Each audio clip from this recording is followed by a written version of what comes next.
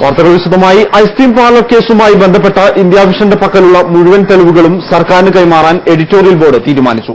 കഴിഞ്ഞ 4 മാസത്തിനിടെ India vision വാർത്താസംഘം നടത്തിയ അന്വേഷണത്തിൽ ലഭിച്ച തെളിവുകളാണ് സർക്കാരിന് കൈമാറുന്നത്. എന്നാൽ അന്വേഷണത്തിനിടെ ജുഡീഷ്യറിയുമായി ബന്ധപ്പെട്ട് ലഭ്യമായ വിവരങ്ങൾ സംപ്രേഷണം ചെയ്യും. ഇന്ത്യ വിഷന്റെ അന്വേഷണത്തിൽ വിവരങ്ങൾ നൽകിയ കേസിലെ ഇരകളുടെ സുരക്ഷയും കൂടി പരിഗണിച്ചാണ് എഡിറ്റോറിയൽ ബോർഡ് തീരുമാനമെടുത്തത്. നമസ്കാരം. കോഴിക്കോട് ഐസ്ക്രീം പാർലർ പെൺവാണിഭ കേസിന്റെ സത്യാവസ്ഥ പുറത്തുകൊണ്ടുവരുന്നതിനു വേണ്ടി ഇന്ത്യ വിഷൻ വാർത്താസംഘം കഴിഞ്ഞ 4 മാസമായി ചില അന്വേഷണങ്ങൾ നടത്തിവരികയായിരുന്നു.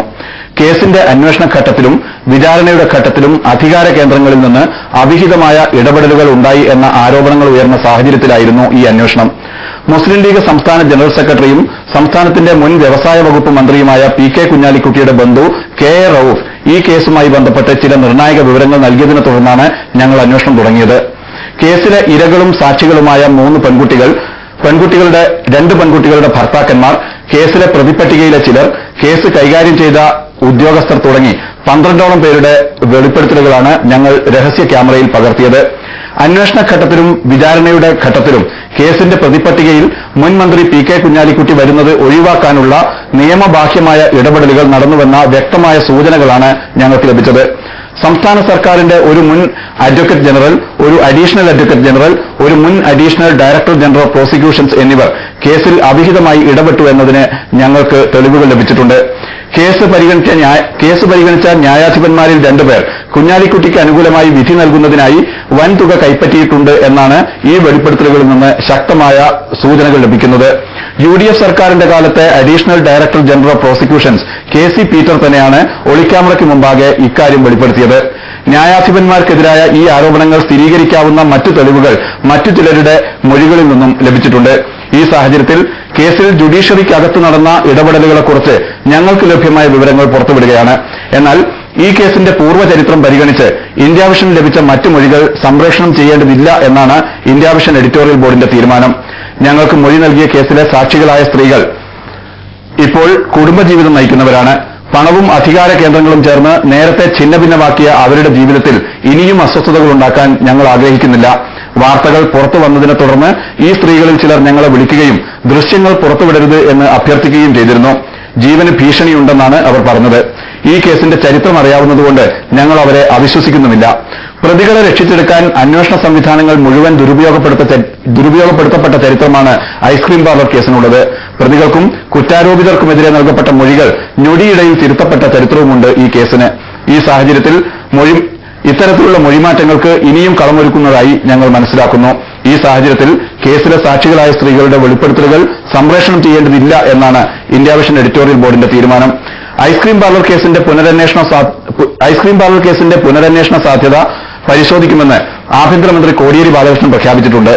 കേസ് പുനരന്വേഷിക്കുന്നതിന് നിയമപരമായ തടസ്സമില്ലെന്ന് മുൻ LDF സർക്കാരിന്റെ director general of prosecutions Kallada സുകുമാരനും പ്രതികരിച്ചിട്ടുണ്ട്.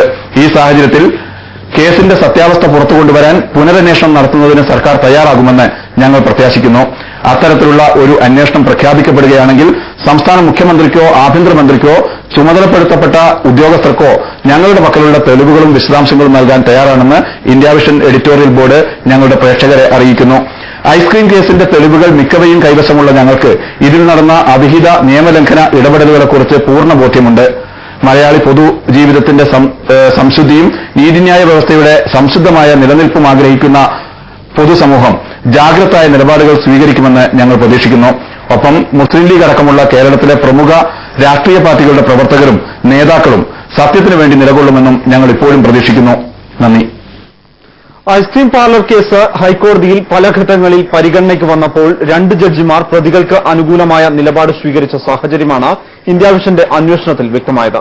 ജസ്റ്റിസുമാരായ K നാരായണക്കുറുപ്പ്, K തങ്കപ്പൻ എന്നിവർ പണം വാങ്ങി അനുകൂല ഉത്തരവുകൾ നൽകിയെന്ന് അഡീഷണൽ ഡയറക്ടർ ജനറൽ ഓഫ് പ്രോസിക്യൂഷനായിരുന്ന KC പീറ്ററാണ് വെളിപ്പെടുത്തിയത്.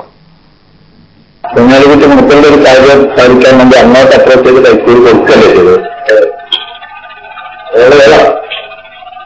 അല്ലാണ്ട് അദ്ദേഹം ഡിമാൻഡ് ചെയ്യല്ലോ. അങ്ങനെ കുട്ടി ഈ ഒരു റെവറൻഡ്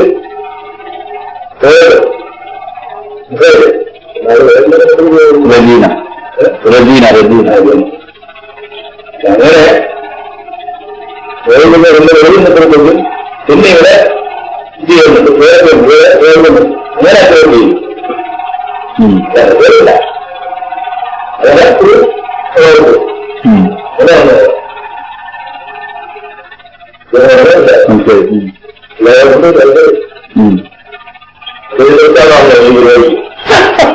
അങ്ങനെ ഈ അങ്ങനെ കൊണ്ട് കഴിഞ്ഞ്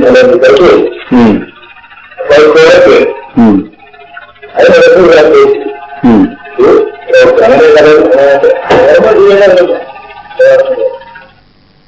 പണം കൊടുക്കേണ്ട ഘട്ടങ്ങളിലൊക്കെ ജസ്റ്റിസ് കെ തങ്കപ്പന് പണം കൊടുത്ത് അദ്ദേഹത്തെ മാനേജ് ചെയ്തുവെന്നാണ് പീറ്ററിന്റെ വെളിപ്പെടുത്തൽ. താൻ കാട്ടിയ വഴിയിലൂടെയാണ് ജസ്റ്റിസ് തങ്കപ്പനെ കുഞ്ഞാലിക്കുട്ടിയുടെ ബന്ധു റൌഫ് സമീപിച്ചതെന്നും പീറ്റർ സമ്മതിച്ചു. ജസ്റ്റിസ് തങ്കപ്പനെ ഇതിന് അപ്രോച്ച് ചെയ്താൽ നടക്കുമെന്ന് എങ്ങനെ അവർക്ക് ബോധ്യപ്പെട്ടു? സാറുമായിട്ടൊക്കെ പരിചയമുള്ളതുകൊണ്ട് അങ്ങനെ പറഞ്ഞു വരുമോ?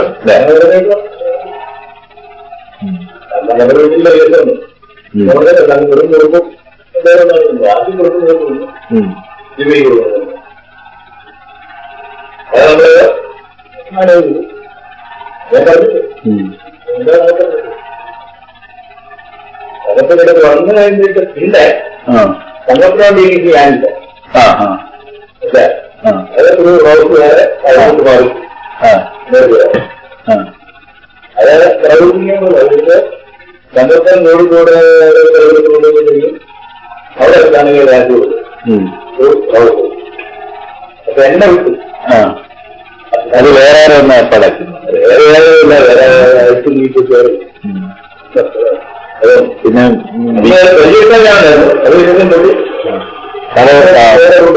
ഒരിക്കലും ലീഡ് ഇവര് കാണിച്ചു കൊടുക്കുന്നു. എന്നോടൊക്കെ ഇവര് പറഞ്ഞത് ഇത് നടക്കില്ല എന്ന ഘട്ടം വന്നപ്പോ, വിധി വരുന്നില്ല എന്ന ഘട്ടം വന്നപ്പം എന്നെയും കൂട്ടി പോയി എന്നാണ്. പോയി വേറെ വിട്ടു. വേറെ